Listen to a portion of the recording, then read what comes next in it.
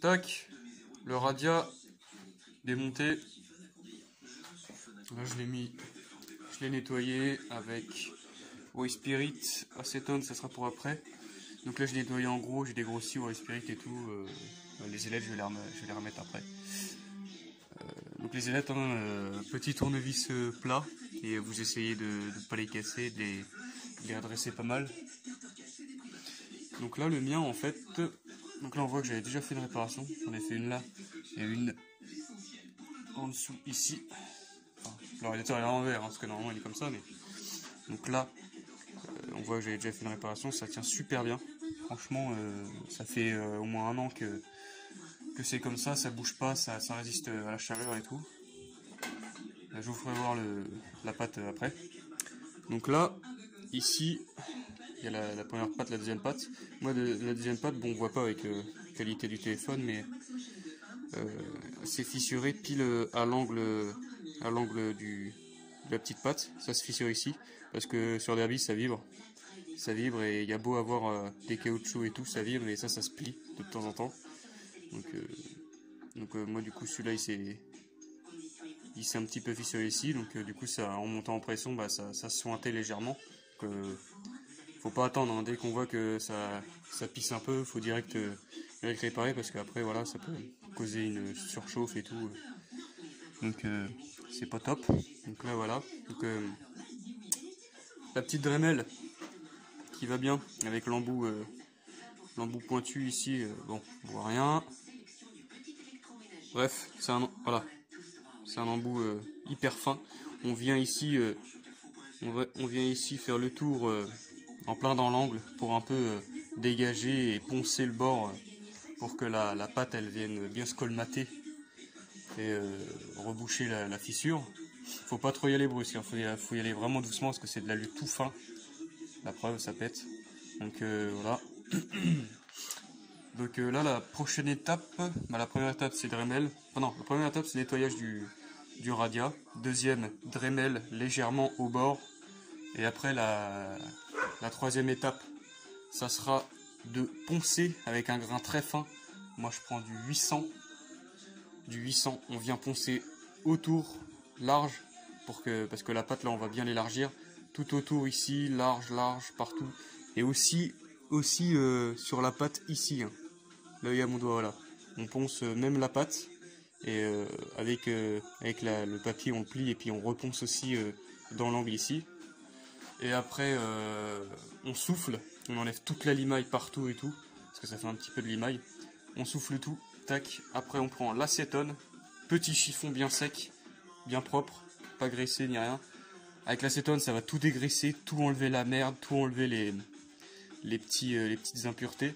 Et après, on vient essuyer partout et tout, on sèche un petit peu. Et là, direct on peut appliquer la pâte. Et donc là, radiateur c'est prêt. Après la pâte, pour la préparer, donc voilà, la pâte c'est ça, hein, c'est la Patex truc bicomposant là. Et tac. Voilà. Alors en fait ça se présente comme ça. Donc là il y a les deux petites pâtes, il y a une pâte grise et une pâte noire à l'intérieur. On prend le bout qu'il faut pas en prendre trop parce qu'après sinon c'est mort et puis après il faut le jeter. Donc on prend ça, donc on coupe son petit bout, voilà, et on vient malaxer, à mélanger les deux parties les deux couleurs quoi, faire une pâte uniforme, et après ça donne une espèce de gris un petit peu plus foncé, donc ce gris là, voilà. Et après une fois que c'est bien malaxé, que ça commence à être bien mou, et ben on va pouvoir appliquer, et en appliquant, il va falloir bien tasser. Comme ça, appuyer avec son ongle, bien tasser dans le creux, bien tasser partout autour, et après avec son pouce bien étalé, retasser. En fait, il faut bien tasser. Donc après, ça va faire un espèce de cône ici, ça va remonter, puisque ça va dépasser ici. Sauf que vous, normalement, ici, il y a l'endroit où on met la pâte. Donc là, sur la moto, l'endroit où on met la pâte, c'est là. Là, il y a les deux petits caoutchoucs que moi j'ai refait du coup parce que c'était mort.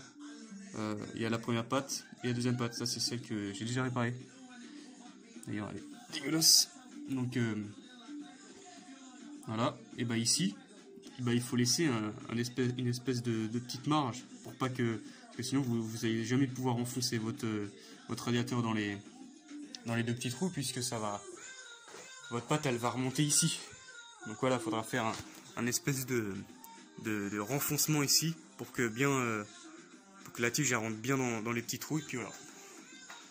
Donc là, moi je vais poncer ici au 800, 1000, ouais, 800 à peu près, un grain assez fin, mais pour quand même enlever un peu de matière pour que ça soit bien, pour que la colle elle accroche bien, enfin la pâte.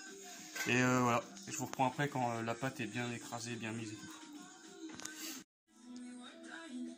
Donc voilà, donc là je vous reprends, donc là j'ai poncé, j'avais dit que je reprendrai quand j'avais mis la pâte, mais du coup j'ai voulu vous faire voir. Donc là on voit que c'est tout clean, tout propre, que c'est tout poncé. J'ai fait au final avec du grain 120 et après du 800, donc voilà. Là j'ai déjà nettoyé une fois avec l'acétone, j'ai ressoufflé et tout, mais je vais le faire plusieurs fois. Quand la pâte sera prête, je la poserai à un endroit, et puis au dernier moment je repasserai un coup d'acétone pour bien tout dégraisser, et puis après on applique ça et je vous reprends dès que la pâte est mise. Ouais, c'est bon, c'est réparé. Voilà, donc là on peut voir que j'ai mis la pâte, j'ai bien tassé et tout. Faut attendre que ça sèche. Ça sèche en à peu près 24 heures ou 11 heures, 10 heures je crois. Ils disent en 5 minutes c'est prêt à l'emploi, mais pour vraiment une finition optimale, c'est 10 heures. Ouais. Parce que celui-là j'ai attendu à peu près une nuit et il est dur comme le fer quoi. C'est vraiment bien comme produit en fait. Franchement j'ai rien à dire, c'est pas mal. Et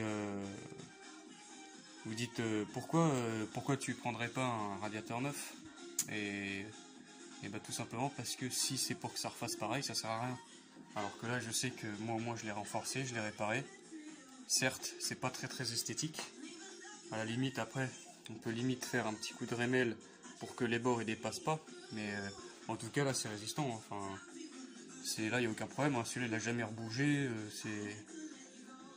Enfin moi j'aime bien réparer au lieu d'acheter neuf, réparer quand on peut quoi, bien sûr. Après ça dépend des pièces, mais voilà. Puis c'est renforcé donc ça craint pas péter. Donc voilà. Donc là il n'y a plus qu'à attendre 10 heures, 10-11 heures, et puis après nickel. Donc après on va remonter ça sur la brêle. Là du coup j'avais eu le problème justement du réservoir, là, enfin du clapet des pressions qui se trouve là-bas encore. Là je vais commander la pièce.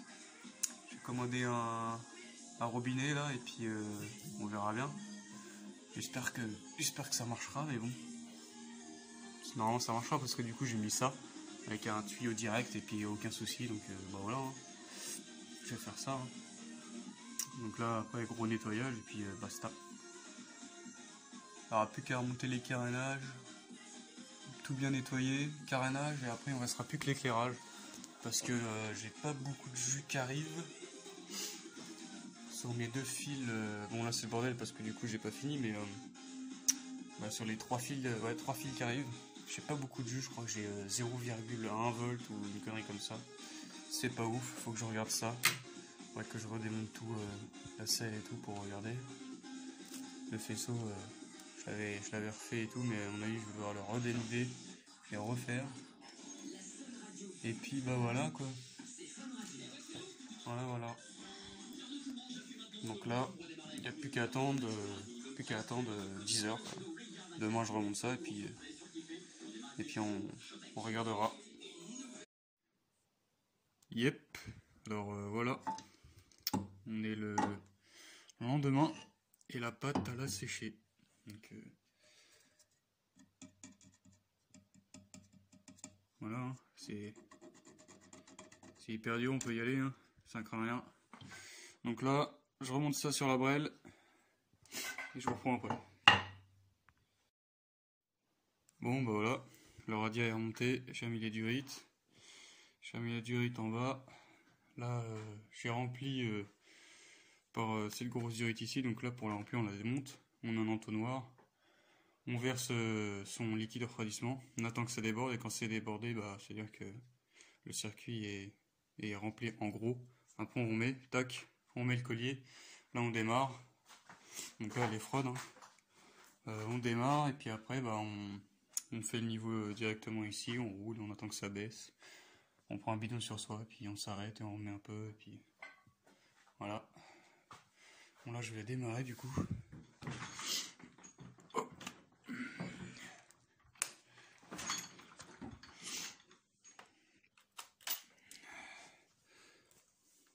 Est-ce qu'elle démarre?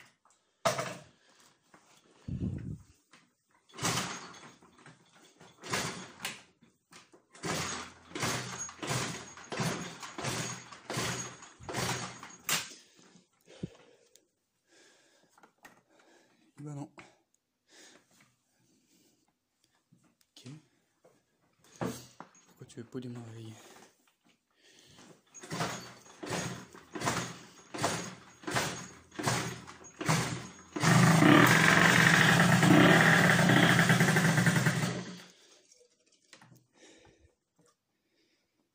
Ah là là, aspiré, ça se voit. Hop, on enlève le starter.